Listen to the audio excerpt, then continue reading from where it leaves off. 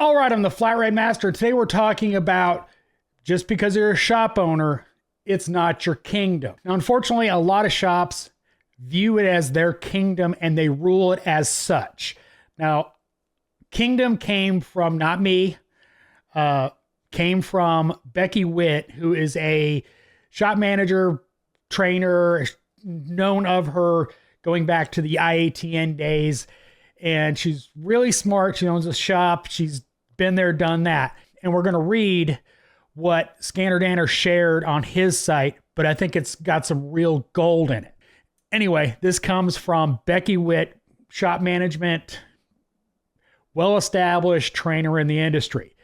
This is exactly the post. I'm going to read it and it'll be on the screen. First off, you cannot motivate workers. You can only remove the obstacles that demotivate them. As an owner, too many people view their shop as their own private kingdom with my way or the highway signs all over the place. Yes, beatings will continue until morale improves. Side note here, that unfortunately is all too often the case in most businesses. It's not even unique to automotive repair, but unfortunately, most people who get into that kind of sense of power generally don't know how to deal with it. What I mean by that is they're the only ones with good ideas and you can't convince them what they're doing is wrong or bad. I mean, that's why shop management coaches exist, because people can't see out of their own realm to see what kind of environment they've created. But anyway, back to what she posted. Yes, you need to set standards. They should be reasonable and simple. You don't need a 300-page employee manual that dictates how many bathroom stops are too many. Get over yourself. Also, a fair expectation that all repairs should be done according to manufacturer standards. It's also a fair expectation that technicians' production should be consistent with the time technicians are available for work. Should you find yourself picking on behavior such as smoke breaks, bathroom breaks, or phone usage, you are making a mistake.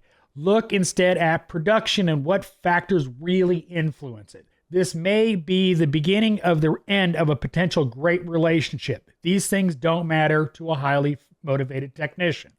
You'd be wise to study demographics of the different generations of workers to better understand how they think and what they consider to be important. Young people today value time off that won't take or stay at the job that works them 6 days a week. Consider shortening your work week to 4 days. Now, there are some great points in this post, and I'll, kind of want to elaborate them. A lot of people in the comments talked about the 4-day work week and how you can't make money. Yes, you can. You absolutely can. Are you losing some money by not being open 4 days a week? Maybe. I always viewed Fridays as cleanup day, deal with the appointments that came in. But for the most part, you were setting up next week and you were finishing up jobs that needed to be done. But the main point of this video, though, is so many shop owners, shop managers view it as their kingdom. It's my way. So let's talk about some of the things that unfortunately, I got accused of being, prima donna and all that at the old shop.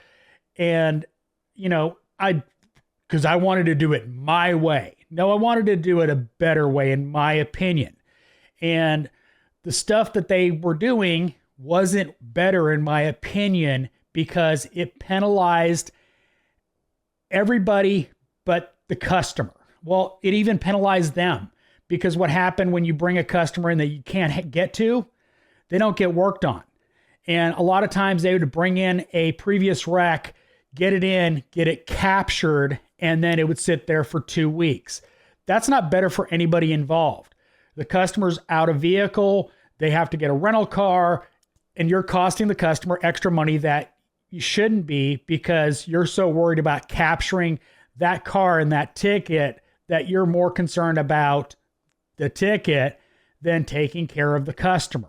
Another example, pulling a technician off of a job that they're deep into so they can knock out a previous wreck, which further puts that other big job behind for quick cash, stuff like that. I'm using examples, but that's the problem with that kingdom mentality is They think their way's better even when it's literally not. Yeah, you get that quick cash, but you put another customer out.